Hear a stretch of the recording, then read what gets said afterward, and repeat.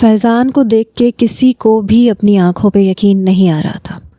نائلہ بیگم، منان صاحب سبھی فیضان کی طرف لپکے۔ اسٹیج پہ بیٹھا حسن بھی اٹھ کے کھڑا ہو گیا اور زارا پتھرائی ہوئی آنکھوں سے فیضان کو دیکھ رہی تھی۔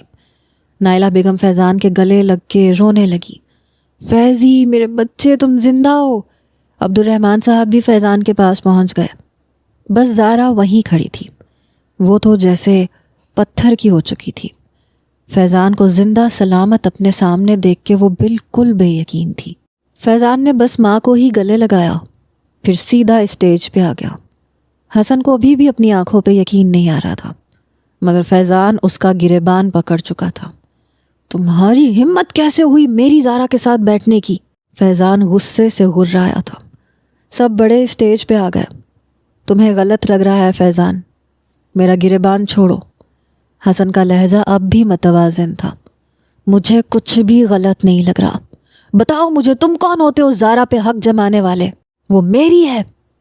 فیضان چھوڑو حسن کا گریبان، اس بار عبد الرحمن نے کہا تھا۔ تایا جی میں اسے زندہ نہیں چھوڑوں گا۔ فیضان پہ تو جیسے کوئی جنون سوار ہوا تھا۔ اس نے حسن کا گریبان پکڑ کے جھنجھوڑ کے رکھ دیا۔ پیچھے ہٹ جائیں تایا جی، میں اسے نہیں چھوڑوں گا۔ فیضان کا بس نہیں چل رہا تھا کہ حسن کو جان سے مار ڈالے۔ زارا نے آگے بڑھ کے فیضان کا ہاتھ پکڑا۔ فیضان چھوڑو حسن کا گریبان، کچھ نہیں کیا اس نے میرے ساتھ، چھوڑو اسے۔ زارا نے پوری قوت سے فیضان کے ہاتھ سے حسن کا گریبان چھڑوایا۔ حسن نے مجھے کوئی نقصان نہیں پہنچایا، مجھے کچھ نہیں کہا۔ زارا کی آنکھوں میں آنسو تھے۔ حسن چاہتا تو فیضان سے اپنا بچاؤ کر سکتا تھا، مگر وہ چپ رہا۔ سب لوگ فیضان کے ساتھ لگ کے اس سے پوچھنے لگے کہ وہ کہاں تھا، کیسے بچ گیا، مگر حسن وہاں بڑی خاموشی سے جا چکا تھا۔ وہ سیدھا اپنے کمرے میں گیا جسے آج اس نے پھولوں سے سجایا تھا، مگر شاید قسمت میں خوشیاں کوسوں دور تھیں۔ زارا کو اس کی محبت مل گئی تھی، سب کو ان کا فیضان واپس مل گیا تھا۔ اب شاید حسن کی ضرورت کسی کو نہ رہتی۔ کمرے میں لگے گلاب کے پھول وہ نوچ نوچ کے پھینک چکا تھا، جو اسے منہ چڑھاتے ہوئے محسوس ہو رہے تھے۔ لگ رہا تھا پورا کمرہ حسن کا مذاق اڑا رہا ہے کہ تم نے کیسے زارا کو اپنا سمجھ لیا، وہ فیضان کی تھی اور اسی کی ہے۔ تم آج بھی فالتو چیز ہو حسن، جسے بوقت ضرورت استعمال کیا جائے۔ حسن کی آنکھوں سے آنسو بہہ رہے تھے۔ اپنے آنسوؤں کو ضبط کرنے کی وہ بہت کوشش کر رہا تھا، مگر ہو نہیں رہے تھے۔ کمرے کی لائٹ بند کرنے کے بعد وہ تکیے پہ سر رکھ کے لیٹ چکا تھا۔ آنکھوں سے آنسو بہہ رہے تھے۔ اتنی تکلیف تو اسے اس وقت بھی نہیں ہوئی تھی جب نایاب نے اس کے ساتھ بے وفائی کی تھی۔ شاید زارا کو چھوڑنا زیادہ مشکل لگ رہا تھا۔ آج کی رات کے حوالے سے بہت سارے خواب آنکھوں میں سجا چکا تھا، لیکن شاید قسمت اتنی اچھی نہیں تھی۔ دوسری طرف نائلہ بیگم فیضان کا چہرہ چومے جا رہی تھی۔ سب لوگ لاؤنج میں ہی بیٹھے تھے، یہاں تک کہ زارا بھی۔ جب فیضان نے بتانا شروع کیا کہ جس دن حسن زارا کو اپنانے کی دھمکیاں دے رہا تھا، تب وہ گاڑی ڈرائیو کر رہا تھا اور اس کی گاڑی سامنے سے آنے والے ٹرک سے ٹکرا گئی۔ عین اسی وقت ایک مسافر بھی سڑک کراس کر رہا تھا۔ چونکہ سگنل فیضان نے توڑا تھا تو گاڑی پہلے اس نوجوان کو ٹکرائی اور پھر ٹرک کے ساتھ کلا بازی کھا گئی۔ جیسے ہی وہ الٹ کے سیدھی ہوئی، فیضان نے دروازہ کھولا اور باہر کی جانب کود گیا، لیکن سر پہ بہت گہری چوٹ لگ چکی تھی۔ جیسے ہی وہ سڑک پہ گرا، گاڑی دھماکے سے پھٹ چکی تھی اور وہ نوجوان جو گاڑی کے ساتھ ٹکرایا تھا وہ اسی میں جل چکا تھا۔ اس کے بعد فیضان بے ہوش ہو چکا تھا۔ اسے ہوش کتنے دن بعد آیا وہ نہیں جانتا، لیکن لوگوں کو یہی لگا کہ جو شخص مرا ہے شاید وہی گاڑی کے اندر بیٹھا ہوا مسافر تھا۔ بہرحال نائلہ بیگم اور منان صاحب تو اسے معجزہ ہی سمجھ رہے تھے۔ فیضان بتانے لگا کہ وہ اپنی یادداشت بھول چکا تھا، لیکن یہ نہیں بتایا کہ رملہ کے ساتھ کون سا رشتہ قائم کر کے آیا تھا۔ یہ ساری باتیں اس نے نہیں بتائیں۔ زارا بھی چپ چاپ فیضان کو دیکھ رہی تھی۔ سب بیٹھے تھے سوائے حسن کے۔ وہ جانتی تھی کہ اس کے دل پہ کیا گزر رہی ہوگی، کیونکہ جس جوڑے میں وہ ملبوس تھی وہ حسن کی پسند کا تھا، اسی نے لا کے دیا تھا اور کہا تھا کہ پچھلی ساری رنجشیں بھول کر وہ نئی زندگی کی ابتدا کرنا چاہتا ہے۔ کیا کچھ نہیں کیا تھا زارا نے اس کے ساتھ، بدلے میں اس نے زارا کو ذرا سا بھی نقصان نہیں پہنچایا تھا، بلکہ اس کی تکلیف میں اس کے آنسو صاف کیے تھے، اس کی بیماری میں اس کا خیال رکھا تھا۔ چاہ کے بھی وہ حسن کو فراموش نہیں کر پا رہی تھی۔ بار بار نظریں حسن کے کمرے کے دروازے کی طرف اٹھ رہی تھیں جس کی لائٹ بند تھی۔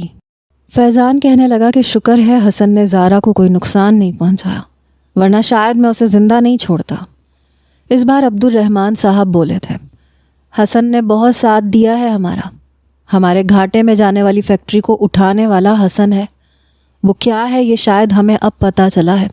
نہ اس نے زارا کو کوئی تکلیف دی، نہ بدلہ لیا، بلکہ الٹا سب کا ساتھ دیا۔ پتہ نہیں کیوں لیکن فیضان حسن کی تعریف سن کے ماتھے پہ بل ڈالے نظریں زمین پہ گاڑ چکا تھا۔ 3 دن سے رملہ بخار میں تپ رہی تھی۔ آنکھ کھلتی تو فیضان کا نام لیتی، لیکن نام حسن ہی پکارتی تھی۔ اس کی والدہ اس کے پاس تھیں۔ 3 دن بعد جب وہ ہوش میں آئی تو اس کی والدہ کہنے لگی، دیکھ لیا تم نے، نکلا نہ وہ بے وفا۔ یہیں تم جیکسن سے شادی کر لیتی تو بہت اچھی زندگی گزارتی۔ لیکن وہ کہنے لگی کہ قصور آپ لوگوں کا بھی ہے، جب نبھانی نہیں تھی تو شادی کیوں کی تھی؟ آپ لوگوں کا سایہ شاید میری زندگی سے کبھی بھی جا نہیں سکتا۔ موم پلیز مجھے میرے حال پہ چھوڑ دیں۔ انیتا بیگم کے ماتھے پہ بل پڑے۔ اپنے باپ کی طرح ڈھیٹ اور ضدی ہو تم، اور بھی زیادہ نقصان پہنچا لوگی خود کو۔ رملہ کہنے لگی، میرا نفع نقصان میرا ہے موم، میں آپ کو الزام نہیں دوں گی۔ انیتا بیگم کہنے لگی، جس لڑکے کی خاطر تم نے جیکسن کو ٹھکرایا ہے آج وہ تمہیں چھوڑ کے چلا گیا۔ اگر جیکسن سے شادی کر بھی لیتی تو مجھے اعتراض نہ ہوتا، لیکن تم نے اپنے باپ کی بات مان کے اچھا نہیں کیا۔ اب بتاؤ کیا مستقبل ہے اس بچے کا جو اس وقت تمہاری کوکھ میں پل رہا ہے؟ جاؤ پاکستان اور جس کا بچہ ہے اسے کہو کہ وہ اس کا خرچہ پورا کرے۔ بچہ پیدا کر کے اسی کو دے آؤ۔ تم اس کا بچہ نہیں پالو گی، اس کا بچہ پیدا کر کے اسے دے کے تم واپس آؤ، میں تمہاری شادی جیکسن سے کروا دوں گی، اور اس بار تم کچھ نہیں کہو گی۔ مجھے پتہ نہیں چلا کہ 2 مہینے کا بچہ تمہارے پیٹ میں پل رہا ہے، ورنہ میں اسے ضائع کروا دیتی۔ ڈاکٹر کہہ رہی ہے کہ ابارشن کروانے کی کوشش کی تو تمہاری جان کو خطرہ ہے۔ انیتا بیگم کی بات سن کے رملہ کی آنکھوں سے آنسو بہے تھے۔ دل میں فیضان بس چکا تھا۔ بہت چاہا تھا رملہ نے اسے، کبھی نہیں سوچا تھا کہ وہ اس طرح کی بے وفائی کر جائے گا۔ محبت کیا ہوتی ہے یہ فیضان نے ہی اسے سکھایا تھا، اور اب خود اسے محبت کا عادی بنا کے جا چکا تھا۔ کاش کہ اس کی یادداشت کبھی واپس نہ آتی تو رملہ کی زندگی بہت مختلف ہوتی۔ وہ سوچ چکی تھی کہ وہ پاکستان جائے گی اور اس کا بچہ اسے واپس دے دے گی، اور پھر واپس لندن لوٹ آئے گی، دوبارہ اس کی شکل نہیں دیکھے گی۔ وہ کیوں اس کا بچہ پالے؟ جیسی اس کی طبیعت بہتر ہوئی وہ پاکستان روانہ ہو چکی تھی، لیکن اس سے پہلے اپنی ایک دوست کے ہسبینڈ کو اس نے فیضان کی تصویر دکھائی تھی، جس نے تصویر سے ہی فیضان کی پوری انفارمیشن نکلوا لی تھی۔ وہ کون تھا، پاکستان میں اس کی رہائش کہاں تھی، یہاں کہاں کورس کرنے آیا تھا، سب کچھ معلومات اکٹھی کر کے وہ پاکستان پہنچی، لیکن سیدھا فیضان کے گھر نہیں گئی، بلکہ وہاں پہ ایک ہاسپٹل میں اس نے جاب کے لیے اپلائی کیا۔ اس کے پاس لندن کی ڈگری تھی، اس لیے فوراً سے اسے رکھ لیا گیا۔ وہ چاہتی تھی کہ بچہ پیدا کر کے فیضان کے گھر جائے، اس کی گود میں ڈال دے اور پھر واپس چلی جائے۔ اپنے کمرے میں آنے کے بعد زارا کسی بے جان وجود کی طرح ڈریسنگ ٹیبل کے سامنے بیٹھی اپنے زیورات اتارنے لگی۔ نور، یہ کیا چیزیں ہیں؟ اتنا سامان؟ شادی کا عروسی جوڑا اور باقی کا سامان دیکھ کر زارا نے پوچھا تھا۔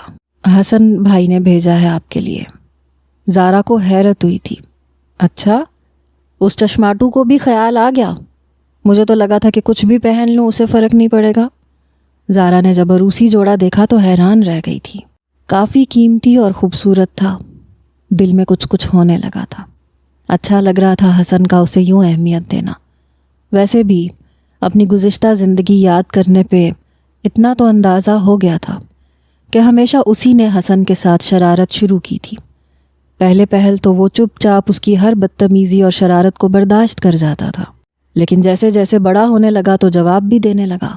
دونوں کی بحث ہونے لگی، پھر بھی وہ اس کی کئی باتیں برداشت کر جاتا تھا۔ شاید قصور زارا کا بھی نہیں تھا۔ شروع سے اس نے یہی سنا تھا کہ حسن یتیم ہے، اس کے باپ اور چچا کے ٹکڑوں پہ پل رہا ہے۔ گھر کے ملازم سے زیادہ اس کی اہمیت نہیں تھی، ہر کوئی اسے برا بھلا ہی کہتا تھا۔ اس لیے زارا کے دل میں بھی حسن کے لیے ایسے ہی جذبات ابھرنے لگے۔ لیکن جس طرح سے اس نے پچھلے دنوں ساتھ دیا تھا، سب کے ہی دل سے حسن کے لیے نفرت کدورت ختم ہو چکی تھی۔ سارے زیورات اتار کے اس نے ڈریسنگ ٹیبل کی دراز پہ رکھ دیے، اپنے کپڑے بھی تبدیل کیے۔ سوچا تو اس نے بھی یہی تھا کہ دیکھوں تو صحیح آج کی رات یہ ان رومانٹک سا اس کا کزن اسے کس طرح سے شادی شدہ زندگی کا آغاز کر کے دکھاتا ہے، جس کے منہ سے ہمیشہ اس نے اپنی برائیاں اور تانے سنے تھے۔ اظہار محبت کرے گا تو کیسا لگے گا، لیکن یہ نہیں پتا تھا کہ قسمت ایک اور نئی چال چل دے گی۔ پتہ نہیں کیوں لیکن دل کی حالت عجیب تھی۔ اپنے بیڈ پہ لیٹ کر اس وقت وہ فیضان کے بجائے حسن کے بارے میں سوچ رہی تھی، جو بڑی خاموشی سے اسٹیج سے اتر کے اپنے کمرے میں ایسا گیا کہ واپس نہیں آیا۔ پتہ نہیں کمرے میں کیا کر رہا ہوگا، صبح سے اپنا کمرہ سجا رہا تھا۔ پتہ نہیں کیوں لیکن زارا کو برا سا لگ رہا تھا۔ فیضان سب سے مل کر رات دیر تک نائلہ بیگم کے پاس اور رمشا رشنا کے پاس بیٹھا رہا۔ تھک کے جب اپنے کمرے میں گیا، آنکھیں بند کی تو رملا کی سسکیاں کانوں میں سنائی دینے لگی۔ حسن ایسے مت کہو، میں تمہارے بغیر مر جاؤں گی۔ فیضان نے کروٹ بدلی۔ وہ زارا کے ساتھ بے وفائی نہیں کر سکتا۔ اپنے آپ کو سمجھانے کی کوشش کی، سونے بھی دو مجھے، بہت تنگ کرتے ہو تم مجھے۔ ہاں تو میں کیا کروں، تم ہو ہی اتنی پیاری، میرا دل ہی نہیں بھرتا۔ حسن مجھے یوں نیند نہیں آتی، پلیز مجھے سونے دو، مجھے اپنے تکیے پہ سونے کی عادت ہے۔ رملا کی پھر سے بات یاد آئی، اس کی قربت نے تنگ کیا۔ آدھی نیند میں فیضان بیڈ پہ ہاتھ مار کے اسے تلاش کر رہا تھا، جس کے بغیر اسے سونے کی عادت ہی نہیں رہی تھی۔ ایک دم سے ہی اپنے آپ کو خالی بستر پہ دیکھ کے اپنی غلطی کا احساس ہوا کہ کیا کر دیا، اسے روتا چھوڑ آیا۔ وہ یہ سمجھ رہا تھا کہ اسے کوئی فرق نہیں پڑے گا، لیکن غلط ثابت ہو رہا تھا۔ پہلی ہی رات فرق پڑنا شروع ہو گیا تھا۔ وہ بستر پہ نہیں تھی اور اسے نیند نہیں آ رہی تھی۔ جی چاہا کہ وہ آ جائے اور وہ رملا کو اپنے اندر سمیٹ لے، لیکن پھر سے اپنے دل کو سرزنش کی، نہیں نہیں، زارا کا کیا ہوگا، اور پھر میری فیملی ہے، میں زارا کو نہیں چھوڑ سکتا۔ دل کو یقین دلانے کی کوشش کر رہا تھا کہ زارا کی جگہ اپنی جگہ قائم ہے، لیکن دل رملا کے نام پہ دھڑکنے لگا تھا۔ بمشکل ہی اسے نیند آئی۔ صبح سب لوگ ناشتے پہ بیٹھے تھے۔ نائلہ بیگم کئی مہینوں بعد کچن میں گئی تھیں۔ فیضان کے لیے ناشتہ اپنے ہاتھ سے بنایا تھا، لیکن زارا کو سمجھ نہیں آ رہا تھا کہ کچن میں کھڑی کیا کرے، کیونکہ روز تو وہ حسن کا ناشتہ تیار کرتی تھی۔ یہ نہیں کہہ سکتے کہ دونوں میں کوئی طوفانی محبت تھی۔ ہاں، ایک احساس کا رشتہ تھا۔ بنا کہے زارا حسن کے کام کرتی تھی اور بنا کہے وہ زارا کی ہر ضرورت کو پورا کرتا تھا۔ پہلی بار ابھی چند روز پہلے اس نے زارا کے ہاتھ میں پیسے رکھے تھے۔ جیسے ہی رات کی چائے اس کے کمرے میں دینے گئی تو حسن نے کہا یہ پیسے رکھ لو۔ اس کی ہتھیلی کو کھول کے اس میں پیسے رکھ دیے۔ میں یہ کیا کروں گی؟ زارا نے نافہمی سے پوچھا۔ جو تمہارا دل چاہے، یہ تمہارا خرچہ ہے، جیسے چاہے استعمال کرو۔ مجھے اس کی ضرورت نہیں ہے، بابا مجھے خرچہ دیتے ہیں، زارا نے جھجکتے ہوئے کہا۔ ہاں لیکن میری کمائی پہ تمہارا حق ہے، اس لیے حق کو حق سمجھ کے لیتے ہیں، انکار نہیں کرتے۔ زارا ذرا سا مسکرائی تھی۔ یاد ہے تمہاری گلک سے پیسے نکالے تھے تو کتنا تماشا لگایا تھا تم نے؟ حسن کی مسکراہٹ بھی گہری ہوئی۔ ہاں، اس وقت بات اور تھی، اس وقت تم مجھے چڑیل لگتی تھی، دشمنیں جان لگتی تھی، اور اب کیا لگتی ہوں؟ بے ساختہ ہی زارا پوچھ بیٹھی۔ حسن اس کی طرف دیکھنے لگا، شاید کہہ کے پچھتائی تھی۔ اب وہ میں باہر جاتی ہوں، بہت دیر ہو گئی ہے، تم چائے پی کے کپ کچن میں رکھ دینا۔ یہ کہہ کے زارا باہر جانے لگی تو حسن اس کی کلائی پکڑ کے اپنی جانب کھینچ چکا تھا۔ وہ بالکل اس کے مقابل آن کھڑی ہوئی، اس کی آنکھوں میں دیکھنے لگی۔ بس اس جمعے تک کا انتظار کر لو، پھر تمہیں بتاؤں گا کہ اب تم مجھے کیسی لگتی ہو۔ یہ کہہ کے حسن نے اس کا ہاتھ چھوڑ دیا اور وہ کمرے سے باہر چلی گئی۔ یوں تو عبدالرحمن صاحب اسے اچھے خاصے پاکٹ منی کے طور پہ پیسے دیتے تھے، لیکن آج حسن کے پیسے ہاتھوں میں دیکھ کے ایک الگ سا احساس ہو رہا تھا۔ ایسے لگ رہا تھا جیسے سب کچھ اس کے اختیار میں آنے والا ہے۔ شاید شوہر کی کمائی کا مان ہی الگ ہوتا ہے۔ پیسے اس نے سنبھال کے رکھے تھے۔ کچن میں کھڑی سوچ رہی تھی کہ کیا کرے۔ فیضان کے لیے اگر ناشتہ بنانے کی کوشش کرتی تو نائلہ بیگم ضرور اس بات پہ اختلاف کرتی۔ بڑی خاموشی سے اس نے حسن کے لیے ہی ناشتہ بنایا۔ سب کا ناشتہ ٹیبل پہ لگا دیا گیا۔ سب لوگ فرائی ایگ کھاتے تھے یا بوائل ایگ، البتہ حسن پراٹھا اور آملیٹ کھاتا تھا۔ سب لوگ ٹیبل پہ بیٹھ چکے تھے۔ زارا کی نظر ابھی بھی حسن کے بند کمرے کے دروازے پہ تھی۔ جب فیضان نے اس کی کلائی پکڑی، تم کیوں کھڑی ہو، بیٹھو ناشتہ کرو، وہ اسے اپنے ساتھ بٹھا چکا تھا۔ پتہ نہیں کیوں پہلی بار فیضان کے ساتھ بیٹھ کے بھی الجھن کا شکار تھی۔ بار بار کرسی کھسکا کے پیچھے کر رہی تھی۔ فیضان کے ساتھ بیٹھنے میں آج تک کبھی اسے الجھن نہیں ہوئی تھی، مگر آج ہو رہی تھی۔ فیضان کا ہاتھ اس کے ہاتھ سے ٹکراتا تو فوراً سے پیچھے کر لیتی۔ کچھ دیر بعد حسن کمرے سے باہر نکلا۔ تیار تھا لیکن آنکھیں متورم تھیں۔ ایک نظر زارا پہ ڈالی، اسے فیضان کے ساتھ بیٹھے دیکھ کے فوراً سے نظر بدل لی۔ باہر کی طرف جانے لگا۔ حسن، ناشتہ نہیں کرو گے؟ بے ساختہ زارا نے پوچھا۔ حسن کے قدم وہیں رکے۔ ایک نظر اس پہ ڈالی، نہیں بھوک نہیں ہے، کہہ کے چلا گیا۔ البتہ فیضان ضرور زارا کو دیکھ رہا تھا۔ یہ تمہیں حسن کی فکر کب سے ہونے لگی؟ کھاتا ہے کھائے، نہیں کھاتا نہ کھائے، تم کیوں پوچھ رہی ہو؟ فیضان کے کہنے پہ زارا چپ سی ہوئی۔ بس ایسے ہی، اسے سمجھ نہیں آ رہا تھا بات کو کیسے بدلے۔ بہرحال رات کو حسن جب گھر آیا تو بھی کھانا ٹیبل پہ لگا ہوا تھا۔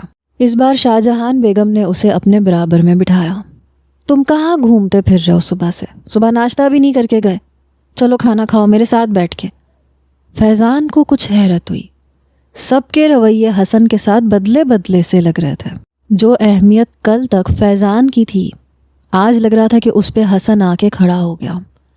وہ شاہجہان بیگم کے ساتھ بیٹھ گیا، لیکن نظر زارا پہ جا کے ٹک رہی تھی، جو فیضان کے برابر میں ہی بیٹھی تھی۔ حلق سے نوالا تو زارا کے بھی نہیں اتر رہا تھا۔ کھانے کے دوران ہی فیضان نے حسن کو مخاطب کیا، حسن، زارا کو طلاق کب دے رہے ہو؟ اس بات پر سب ہی کے نوالے ہاتھ میں رک گئے۔ نائلہ بیگم کے ماتھے پہ بل پڑے۔ فیضان، وہ حسن کی بیوی ہے، اسے حسن کی بیوی ہی رہنے دو تو بہتر ہے۔ نائلہ بیگم کا دل ابھی تک صاف نہیں ہوا تھا۔ امی پلیز، وہ شادی ایک مجبوری تھی، میں نے مجبور کیا تھا زارا کو، اور شکر ہے کہ وہ ابھی تک میری ہے، حسن کی ہوئی نہیں ہے۔ وہ شادی میں نے زارا سے ہی کرنی ہے۔ پتہ نہیں کیوں لیکن زارا کا دل بڑی زور سے دھڑکا تھا۔ بے ساختہ نظر حسن پہ گئی، وہ بھی اسی کو دیکھ رہا تھا، لیکن نظریں جھکا گیا۔ نوالا منہ میں رکھ کے چبانے لگا۔ پرانی عادت تھی، ہر قسم کی بات برداشت کر لیتا تھا، کھانا نہیں چھوڑتا تھا، کھاتا رہتا تھا، چاہے دل پہ چھریاں ہی کیوں نہ چل رہی ہوں۔ ہاں دے دوں گا طلاق، وکیل سے کہہ دیتا ہوں ڈیورس پیپرز تیار کروا دے۔ میری طرف سے تمہیں کسی قسم کی فکر کرنے کی ضرورت نہیں ہے۔ حسن نہ کل تم دونوں کے بیچ میں تھا اور نہ آج ہے۔ تمہیں تمہاری زارا مبارک ہو فیضان، بیسٹ آف لک۔ کس دل سے اس نے یہ بات کہی تھی یہ وہی جانتا تھا۔ چہرے پہ مسکراہٹ بھی تھی۔ زارا پہلے تو اسے حیرت سے دیکھتی رہی، لیکن دل جل کے خاک ہوا۔ اتنا آسان تھا اس کے لیے یہ سب کہنا؟ شاید وہی غلط سوچ رہی تھی۔ مجھے اس چشماٹو سے ہمدردی کرنی ہی نہیں چاہیے تھی۔ کتنے آرام سے کہہ دیا بیسٹ آف لک، جیسے اسے کوئی فرق ہی نہیں پڑا۔ نہیں پڑا تو نہ پڑے، مجھے بھی کوئی فرق نہیں پڑتا۔ اچھا ہے فیضان واپس آ گیا، میری اس کے ساتھ رخصتی نہیں ہوئی۔ اندر دل میں جیسے آگ لگی ہوئی تھی۔ سمجھ نہیں آ رہا تھا کہ غصہ کیوں آ رہا ہے۔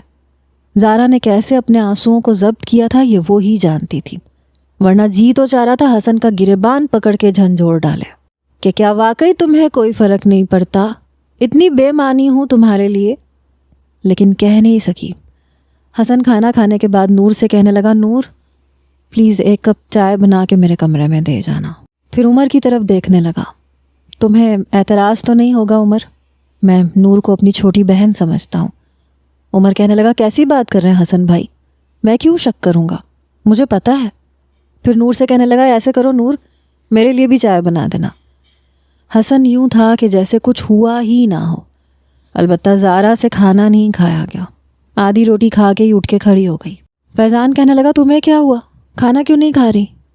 میں نے شام کو چائے کے ساتھ سنیکس کھائے تھے، مجھے بھوک نہیں لگ رہی، یہ کہہ کے زارا اپنے کمرے میں چلی گئی۔ بیڈ پہ بیٹھ کے رونے لگی۔ مگر یہ سمجھ نہیں آ رہا تھا کہ رو کیوں رہی ہے۔ چائے کا کپ نور لے کے حسن کے کمرے میں گئی تھی۔ بہت شکریہ نور۔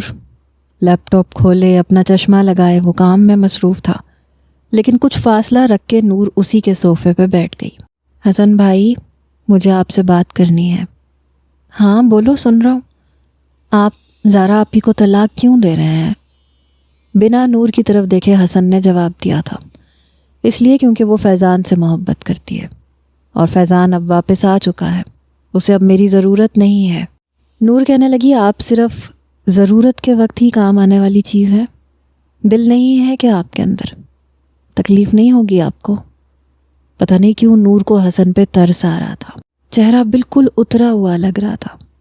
ذرا سا حسن مسکرایا۔ جب نایاب چھوڑ کے گئی تھی، اس کی تکلیف برداشت کر لی تھی، تو یہ بھی کر لوں گا، اور زارا تو ویسے بھی میری تھی ہی نہیں۔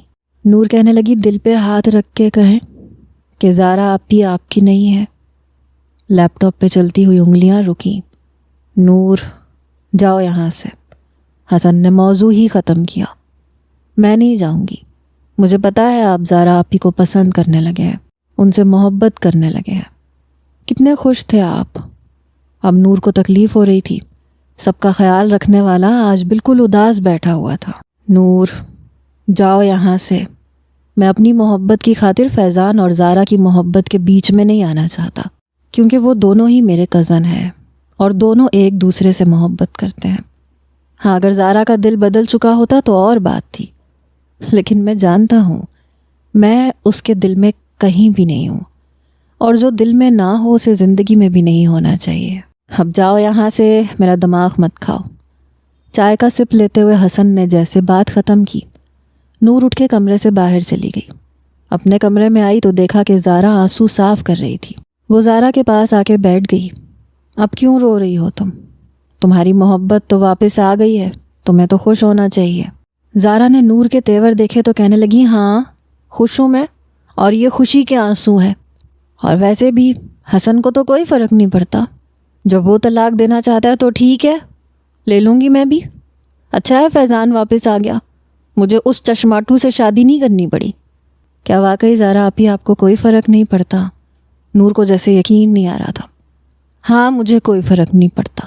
اچھا ہے فیضان واپس آ گیا، سن لیا تم نے، جا کے سو۔ پتہ نہیں کیوں نور کو لگ رہا تھا جیسے دونوں جھوٹ بول رہے ہیں۔ فرق نہیں پڑتا تو رو کیوں رہی تھی؟ بہرحال نور اپنی جگہ پہ جا کے لیٹ گئی۔ اگلے روز حسن آفس سے دیر سے واپس آیا، جب اچانک تیز رفتار سی گاڑی چلاتے ہوئے اسے لگا جیسے کوئی لڑکی روڈ کراس کر رہی ہے۔ گاڑی کو بریک لگاتے لگاتے بھی گاڑی اس لڑکی سے ٹکرا گئی۔ بریک تو لگ گئی تھی لیکن وہ لڑکی برے طریقے سے گری۔ حسن کے ہوش اڑ کے رہ گئے کیونکہ غلطی اس کی تھی۔ شکر تھا کہ سڑک خالی تھی، ورنہ تو آنے جانے والے ہی مسافر اس کی زندگی کو دو بھر کر دیتے۔ وہ جلدی سے گاڑی سے نیچے اترا۔ لڑکی نے وائٹ گاؤن پہن رکھا تھا، شاید ڈاکٹر تھی اور اپنی ڈیوٹی سے واپس آ رہی تھی۔ وہ جلدی سے گھٹنوں کے بل بیٹھا۔ میں بریک لگا رہا تھا لیکن پھر بھی آپ کو گاڑی نے ہٹ کر دیا۔ چوٹ تو نہیں لگی آپ کو؟ آپ میرے ساتھ آئے، میں آپ کو قریبی ہاسپٹل لے جاتا ہوں۔ رگڑ کھائی ہوئی کوہنیاں دیکھ کے حسن کو خود پہ افسوس ہوا۔ کیا ضرورت تھی اتنی رف ڈرائیو کرنے کی؟ رملہ اپنے بازو جھاڑنے لگی۔ ارے نہیں، میں خود ڈاکٹر ہوں، میں خود ہی بینڈیج کر لوں گی۔ لیکن اس کے سر کے ایک کنارے سے بھی خون بہہ رہا تھا۔ حسن نے دیکھا تو جلدی سے رومال نکال کے اسے پکڑا دیا۔ چلے، میں آپ کو آپ کے گھر چھوڑ دیتا ہوں۔ رملہ کہنے لگی، نہیں، میرا کوئی گھر نہیں ہے، میں ہاسپٹل میں ہی رہتی ہوں، بس بھوک لگ رہی تھی اس لیے سامنے کیفیٹیریا کھلا ہوا تھا تو کھانا کھانے کے لیے جا رہی تھی، روڈ کراس کر رہی تھی۔ آپ رہنے دیں، میں چلی جاؤں گی۔ حسن کہنے لگا، میں آپ کو چھوڑ دیتا ہوں، کیفیٹیریا یہاں سے 10 منٹ کی واک پہ ہے۔ رملہ گاڑی میں بیٹھ گئی۔ حسن اسے کیفیٹیریا لے گیا۔ رملہ کو چوٹ حسن کی وجہ سے لگی تھی، اس لیے حسن کو لگا کہ کھانے کا بل اسے دینا چاہیے۔ ویسے بھی وہ بھوکا فیکٹری سے واپس آ رہا تھا۔ زارا پہلے اس کا خیال رکھتی تھی، اب نہیں پتا تھا کہ گھر میں اس کے لیے کھانا بچا ہوا پڑا ہوگا یا نہیں۔ جو کھانا بچا کے رکھتی تھی اس کا پیار واپس آ چکا تھا، اب وہ حسن کی پرواہ کیوں کرتی؟ اس لیے وہ خود بھی گاڑی سے نیچے اتر گیا۔ رملہ اس اجنبی کو دیکھ کے کچھ پریشان سی ہوئی، جو کیفیٹیریا کے اندر اس کی ٹیبل پہ سامنے ہی کرسی رکھ کے بیٹھ گیا۔ پھر ویٹر کو آرڈر بھی خود ہی دیا.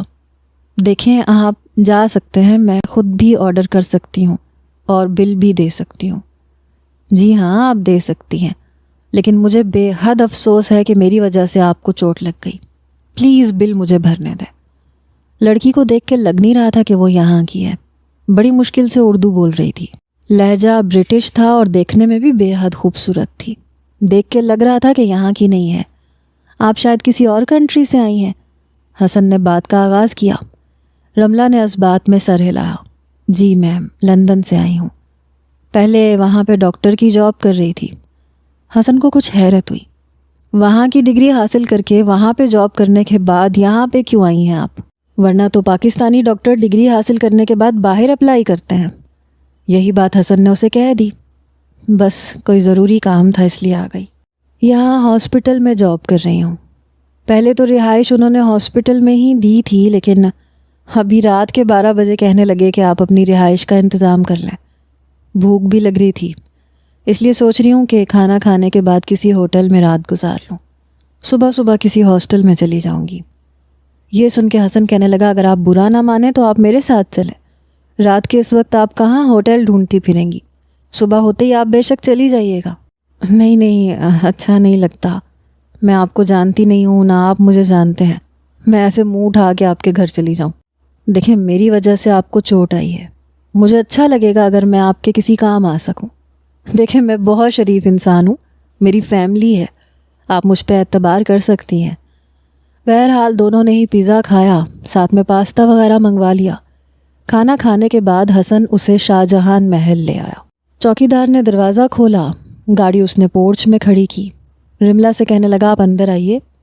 رملہ لاؤنج میں آئی تو اس وقت فیضان LED پہ میچ دیکھ رہا تھا. نیند نہیں آ رہی تھی. روز ہی اسے نیند نہیں آتی تھی.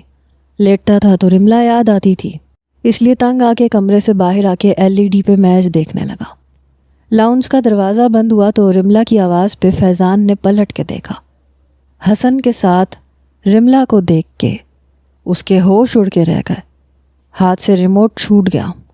رملہ کی نظر بھی اس پہ پڑ چکی تھی. قدم وہیں جم گئے. حسن نے دیکھا کہ رملہ آگے نہیں بڑھ رہی تو کہنے لگا, آئے نا, رک کیوں گئی؟ پھر اپنی غزالہ خالہ کو آوازیں دینے لگا. کچھ ہی دیر میں غزالہ بیگم بھی زینہ اترتے ہوئے نیچے آ گئیں. کیا بات ہے خالہ, یہ لڑکی میری گاڑی سے ٹکرا گئی تھی, میری وجہ سے انہیں چوٹ آئی ہے. آج رات یہ یہیں رکیں گی, آپ انہیں اپنے کمرے میں لے جائیں. پھر رملہ سے کہنے لگا, رملہ آپ خالہ کے ساتھ سو جائیں, آپ کو کوئی بھی مشکل پیش نہیں آئے گی. رملہ کی نظر ابھی بھی فیضان پہ تھی. اسے اندازہ نہیں تھا کہ وہ یوں اسے مل جائے گا. وہ بھی رملہ کو ہی دیکھے جا رہا تھا, بڑی بے یقینی سے کہ وہ لندن سے یہاں کیسے آ گئی. بے چینی حد سے زیادہ بڑھی. رملہ غزالہ کے ساتھ اوپر کا زینہ چڑھ گئی. فیضان ضرور پریشان ہو کے رہ گیا. سمجھ نہیں آ رہا تھا کہ اگر رملہ نے سچ بول دیا تو کیا ہوگا. وہ اپنے کمرے میں چلا گیا. رملہ کے نمبر پہ میسج کیا, یہاں کیوں آئی ہو تم؟ دیکھو میری زندگی میں کوئی بھی میس کریٹ کرنے کی کوشش مت کرنا. رملہ نے کوئی جواب نہیں دیا, البتہ اس کا میسج پڑھ ضرور لیا تھا. آنکھوں سے آنسو بہنے لگے. کتنا خود غرض انسان ہے, اپنے بارے میں سوچ رہا ہے. میں یہاں پہ آئی ہوں تو یہ ایک اتفاق ہے, ورنہ اس شخص کی میں شکل بھی نہ دیکھتی. بہرحال تھکی ہوئی تھی اس لیے سو گئی. صبح چھٹی تھی, اس لیے جب وہ نیچے اتری تو سب ناشتہ کر رہے تھے. غزالہ کے ساتھ ایک اجنبی لڑکی کو دیکھ کے سبھی حیران ہوئے, لیکن حسن فوراً آگے بڑھا. آئیے رملہ ناشتہ کیجیے, پھر میں آپ کو ہاسٹل چھوڑ دوں گا. بلکہ یہاں کا سب سے اچھا ہاسٹل ہے, میں وہاں آپ کو داخل کروا دوں گا, آپ نے کوئی فکر نہیں کرنی. یہ سن کے فیضان کو بھی حیرت ہوئی اور زارا بھی بڑی حیرت سے دیکھ رہی تھی کہ یہ خوبصورت سی لڑکی کون ہے اور حسن اسے کیسے جانتا ہے. اندر کچھ ہوا تھا. رملہ کو اس نے اپنی برابر والی کرسی پہ ہی بٹھایا تھا, پھر اس کی پلیٹ میں ناشتہ بھی ڈال کے دے رہا تھا. زارا کی نظر حسن کی طرف ہی تھی اور فیضان کی رملہ کی طرف. نہیں بس میں اتنا نہیں کھاتی, میں بس تھوڑا سا ہی کھاتی ہوں.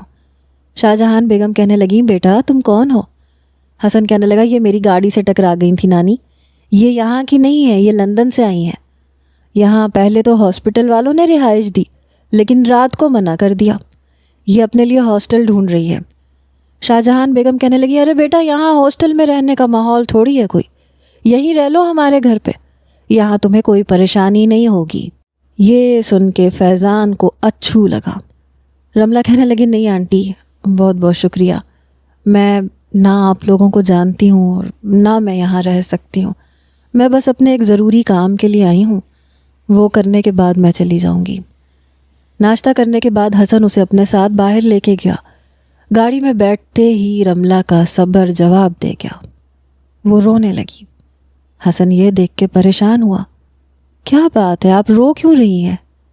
یہ جو فیضان ہے نا یہ اچھا انسان نہیں ہے۔ رملہ کے منہ سے فیضان کا نام سن کے حسن کچھ حیران ہوا تھا۔ میں سمجھا نہیں۔ آہستہ آہستہ رملہ نے حسن کو ساری بات بتا دی، جسے سننا حسن کے لیے ایک بہت بڑا انکشاف تھا۔ اسے فیضان پہ افسوس بھی ہوا تھا کہ جب شادی کر لی تھی، بیوی کے ساتھ ہر تعلق قائم کر لیا تھا، تو چھوڑا کیوں؟ دوسری طرف فیضان بھی بے چین ہوا، کب سے دل کو یہ سمجھا رہا تھا کہ وہ زارا سے ابھی بھی اتنی ہی محبت کرتا ہے، رملہ اس کے لیے اہمیت نہیں رکھتی، لیکن سامنے آنے پہ اسے لگا کہ بس شاید وہ اور اس کے بغیر نہیں رہ سکتا۔ گھر والوں کا ڈر بھی تھا کیونکہ سچائی کسی سے کہی نہیں تھی۔ رملہ کی ساری باتیں سننے کے بعد حسن اسے ہاسٹل لے کر نہیں گیا، گھما پھرا کے واپس گھر لے آیا۔ رملہ کہنے لگی آپ مجھے یہاں کیوں لے کے آئے ہیں؟ مجھے یہاں نہیں رہنا، میں صرف اس شخص کا بچہ واپس کرنے آئی ہوں۔ حسن کہنے لگا آپ یہیں رہیں گی اور میں آپ کو آپ کا حق دلواؤں گا۔ یہ کہہ کے وہ رملہ کو اندر لے آیا۔ جیسے ہی لاؤنج میں داخل ہوا، سامنے زارا اور فیضان صوفے پہ بیٹھے ہوئے تھے۔ ان کو دیکھ کے اس نے رملہ کا ہاتھ پکڑ لیا۔ رملہ کچھ نروس ہوئی، فیضان کا تو برا حال ہو گیا، وہ حیران پریشان۔ شاہجہان بیگم نے جب حسن کے ہاتھ میں رملہ کا ہاتھ دیکھا تو کہنے لگی حسن تم تو اس لڑکی کو چھوڑنے گئے تھے، واپس کیوں لے کے آ گئے؟ اس لیے نانی کیونکہ میں نے آپ سے جھوٹ بولا تھا، ایکچولی میں اسے آپ سے ملوانے کے لیے لایا تھا، میں اس لڑکی سے شادی کرنا چاہتا ہوں۔ حیرت کا جھٹکا تھا جو سب کو لگا۔ فیضان تو آنکھیں جھپکنا بھول گیا اور زارا اس کا تو سانس سینے میں تھما، اتنی جلدی اس سے لڑکی مل بھی گئی اور وہ بھی اتنی خوبصورت۔ رملہ بھی حیرت سے منہ کھولے حسن کو دیکھ رہی تھی۔ نانی آج کے بعد یہ یہیں رہے گی اور میں بہت جلد اس سے شادی کر لوں گا، بس ذرا یہ زارا کو طلاق دے دوں۔ آپ ایسے کریں کہ زارا اور فیضان کی شادی کے ساتھ میری اور رملہ کی بھی شادی کروا دیں۔ پھر رملہ کا ہاتھ پکڑ کے فیضان کے پاس لے آیا۔ فیضان فوراً سے کھڑا ہوا، زارا بھی کھڑی ہو گئی۔ فیضان ان سے ملو، یہ ہے رملہ، بہت جلد یہ تمہاری بھابھی بننے والی ہے۔ فیضان تو یوں تھا کہ ایک کے بعد ایک رنگ چہرے پہ آ کے گزر رہا تھا۔ حسن کے ہاتھ میں رملہ کا ہاتھ دیکھ کر اندر آگ سی لگ گئی تھی، اس نے تو جیکسن کا منہ توڑ کے رکھ دیا تھا۔ وہی جنون اندر پھر سے بھڑکنے لگا۔ ہاتھ چھوڑو اس کا، فیضان نے بڑے غصے سے کہا۔ حسن کہنے لگا کیوں، کیا ہوا؟ ابھی یہ تمہاری بیوی تو نہیں ہے نا، مجھے نہیں لگتا کہ تمہیں اس کا ہاتھ پکڑنا چاہیے۔ فیضان مٹھیاں بھینچے یہ کہہ رہا تھا۔ حسن نے ہاتھ چھوڑ دیا۔ زارا تو تیز قدم چلتی ہوئی اپنے کمرے میں چلی گئی، البتہ غزالہ رملہ کو لے کے اپنے کمرے میں چلی گئی تھی۔ فیضان کا غصے سے برا حال تھا، اسے رات کا انتظار تھا۔ رات کو 12 بجے جب سب اپنے اپنے کمروں میں جا چکے تھے تو فیضان چھپکے سے اوپر کا زینہ چڑھا، آہستہ سے غزالہ کے کمرے کا دروازہ کھولا۔ غزالہ بیگم سو رہی تھیں اور رملہ بھی۔ بڑی آہستگی سے وہ رملہ کے پاس آ کے کھڑا ہوا، اپنا ایک ہاتھ اس کے منہ پہ رکھ دیا۔ وہ بری طرح سے اچانک اٹھی، فیضان کو سامنے دیکھ کے اس کا ہاتھ اپنے چہرے سے ہٹانا چاہا، لیکن اس نے کان کے قریب ہو کے کہا چپ چاپ باہر آؤ، شور مچائے بنا۔ یہ کہہ کے اس نے اس کے منہ سے ہاتھ ہٹایا، رملہ کی کلائی پکڑی اور کمرے سے باہر لے آیا۔ اوپر کے لاؤنج میں ایک بہت بڑی گیلری تھی، وہ وہاں پہ رملہ کو لے گیا۔ میرا ہاتھ چھوڑو، رملہ نے دھیرے سے کہا۔ او یو شٹ اپ، یہ حسن تمہیں کہاں سے مل گیا؟ کب سے جانتی ہو اسے؟ فیضان کا تو دماغ کھول رہا تھا، بری طرح سے پھولے ہوئے سانس کے ساتھ پوچھ رہا تھا۔ تمہیں کیا لگے، تم تو چھوڑ چکے نا مجھے، تمہاری بلا سے میری زندگی میں کوئی بھی آئے تمہیں فرق نہیں پڑنا چاہیے۔ یہ بات سن کے اس نے دونوں بازوؤں سے رملا کو پکڑا۔ جانتی ہو نا ابھی بھی تم میرے نکاح میں ہو، میرے نکاح میں رہتے ہوئے حسن سے کیسے شادی کرو گی؟ بڑے غضبناک لہجے سے وہ کہہ رہا تھا۔ تو طلاق دے دو مجھے، لیکن شادی میں حسن سے ہی کروں گی اور تمہارے سامنے ہی رہوں گی۔ تم اگر اپنی محبت کی خاطر مجھے چھوڑ سکتے ہو تو میں بھی تمہیں چھوڑ سکتی ہوں۔ رملا میں تمہیں طلاق نہیں دوں گا۔ زارا سے شادی میری مجبوری بن گئی ہے، وہ مجھ سے محبت کرتی ہے اور میں سوچ رہا تھا کہ زارا سے شادی کرنے کے بعد تمہارے پاس واپس ضرور آؤں گا۔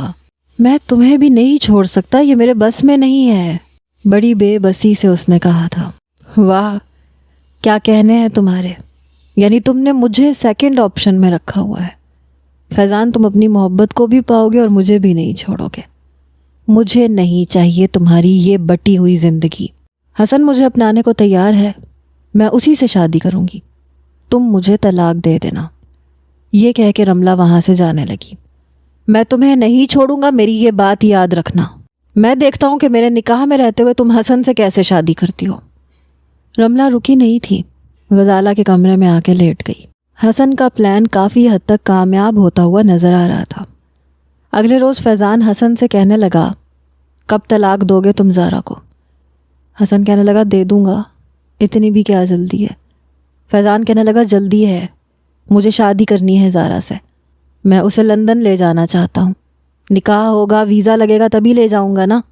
اس وقت حسن اپنے کمرے میں اکیلا ہی تھا۔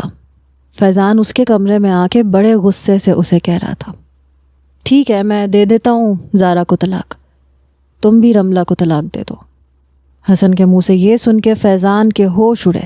اس کا مطلب کہ رملا اسے سب کچھ بتا چکی تھی۔ اس بات سے کیا مطلب ہے تمہارا؟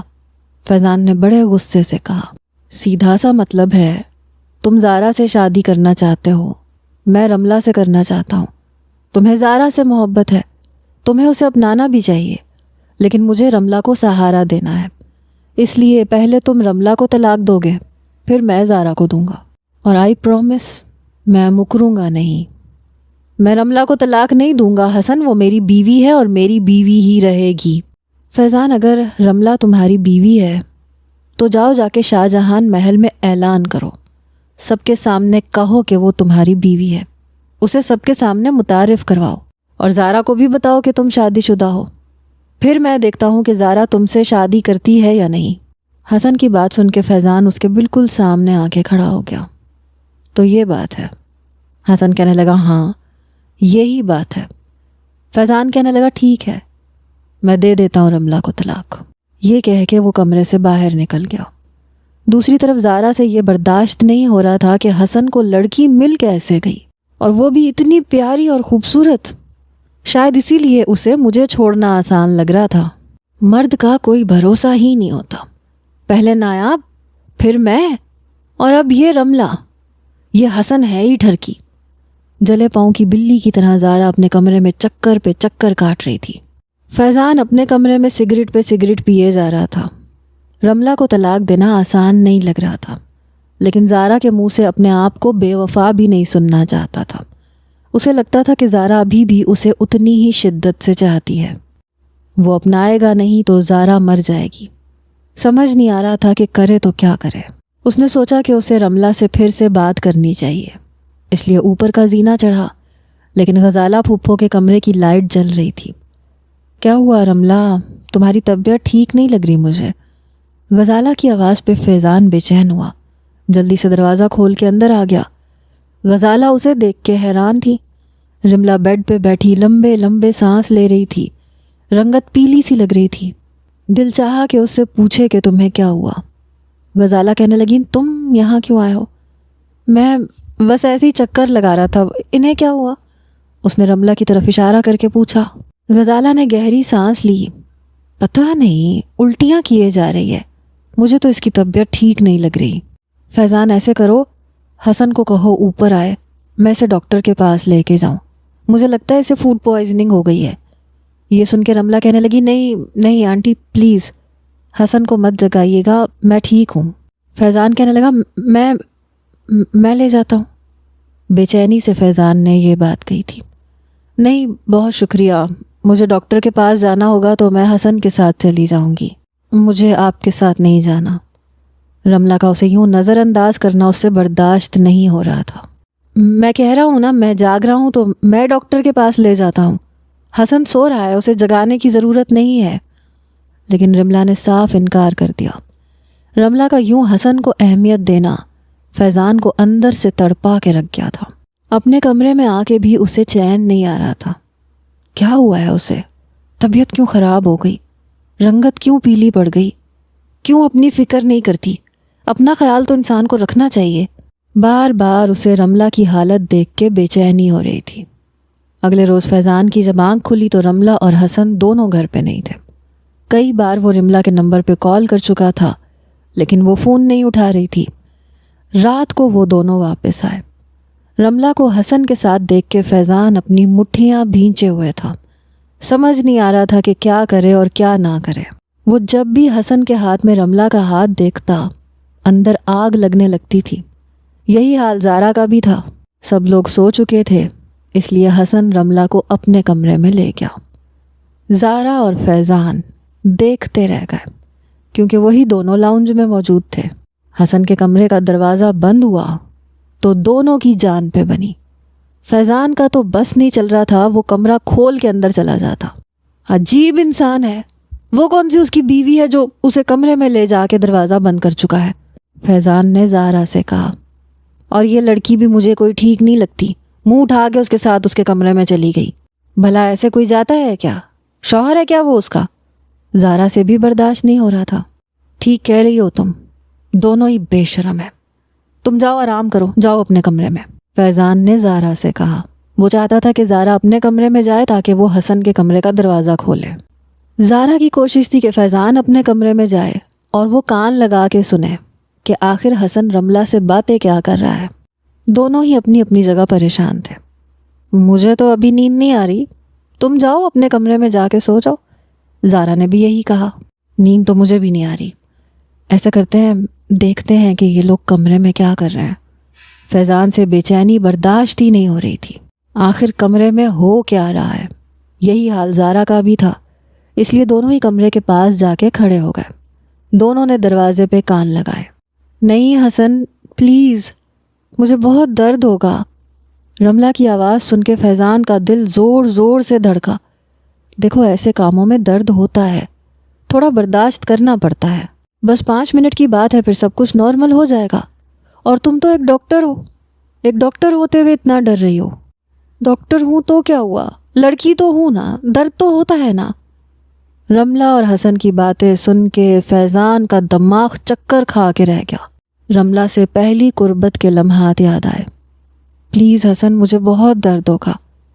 ہر لڑکی کو ہوتا ہے، اب میری خاطر اتنا سا درد تو برداشت کرنا پڑے گا نا رملہ۔ فیضان کے دماغ میں جو کچھ چل رہا تھا اس کے اندر آگ لگانے کے لیے کافی تھا۔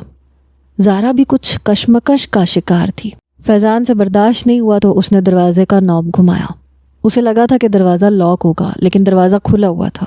جیسے ہی نوب گھمایا، زارا پوری زور سے کان لگائے دروازے پہ کھڑی تھی، اس لیے جھٹکے سے دروازہ کھلا کیونکہ فیضان کے ہاتھ سے نوب چھوٹ چکا تھا۔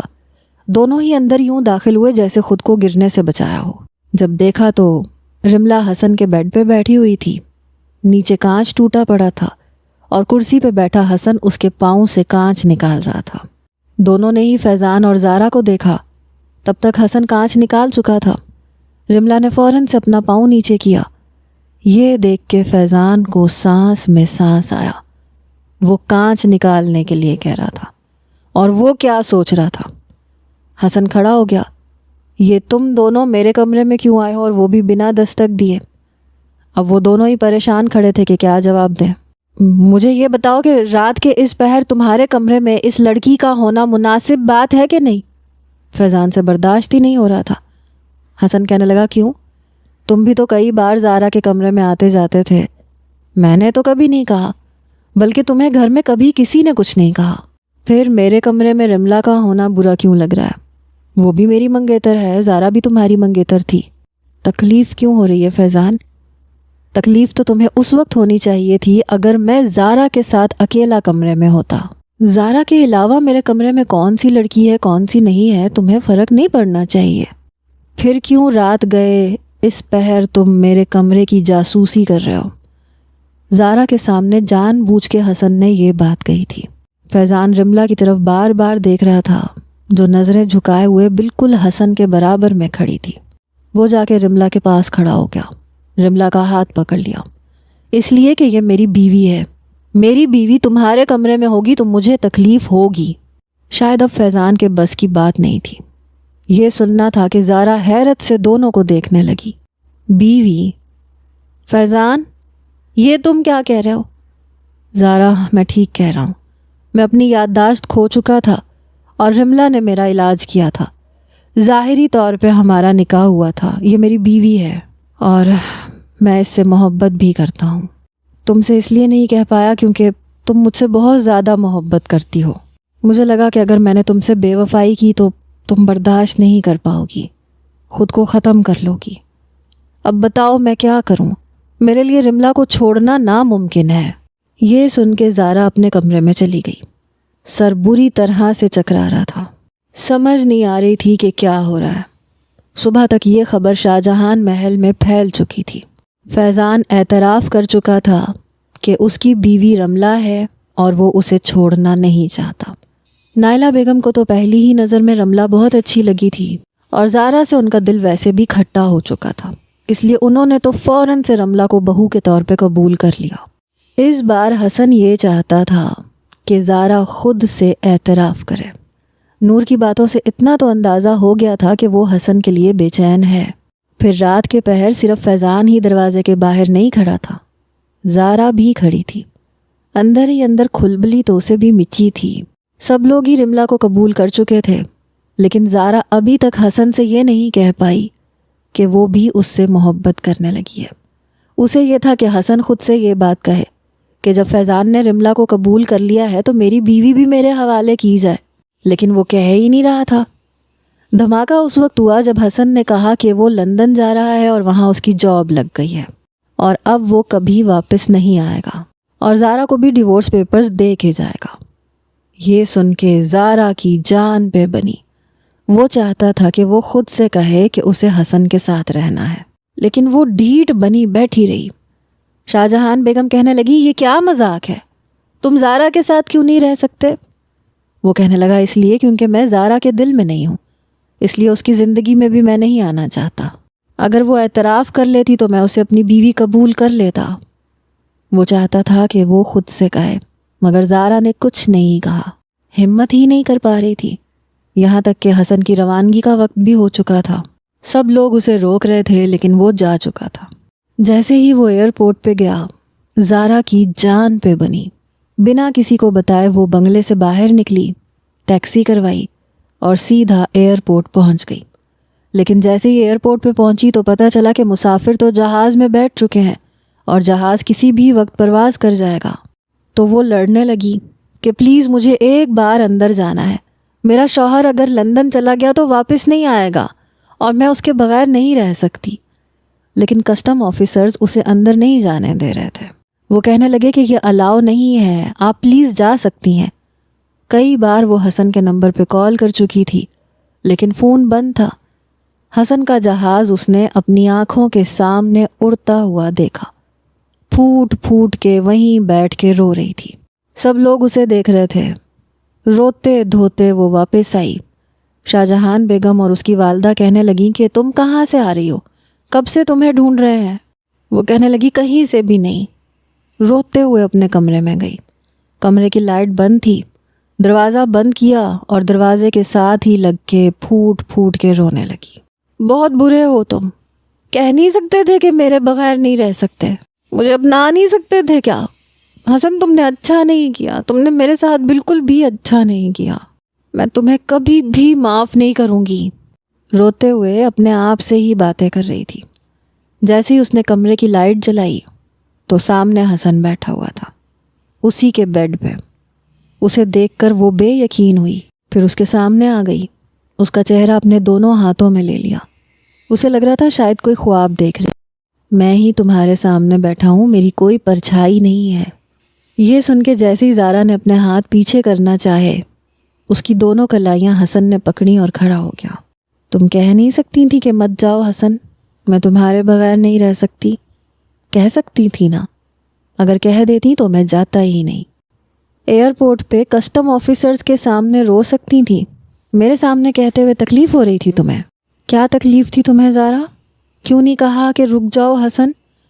وہ اس کی آنکھوں میں آنکھیں ڈالے کہہ رہا تھا، جہاں سے آنسو بہہ رہے تھے۔ مجھے نہیں کہنا تھا، مجھے بس سننا تھا، یہ سننا تھا کہ تم یہ کہتے کہ زارا میری ہے، اور ہمیشہ تم یہ کہو گے کہ تم مجھ سے محبت کرتے ہو، میں نہیں کہوں گی۔ وہ ابھی بھی اپنی بات پہ ضد کیے ہوئے تھی۔ حسن نے اس کی دونوں کلائیاں چھوڑ دی۔ ٹھیک ہے، اس بار پھر میں سچ میں چلا جاتا ہوں، کیونکہ مجھے تو سننا ہے۔ تم نہیں کہو گی تو سچ میں چلا جاؤں گا، واپس نہیں آؤں گا۔ یہ کہہ کے حسن کمرے کے دروازے کی طرف قدم بڑھا چکا تھا، لیکن اگلے ہی پل زارا اس کے سینے کے ساتھ لگی۔ جا کے دکھاؤ مجھے، جان لے لوں گی تمہاری، تم مجھے اچھی طرح سے جانتے ہو۔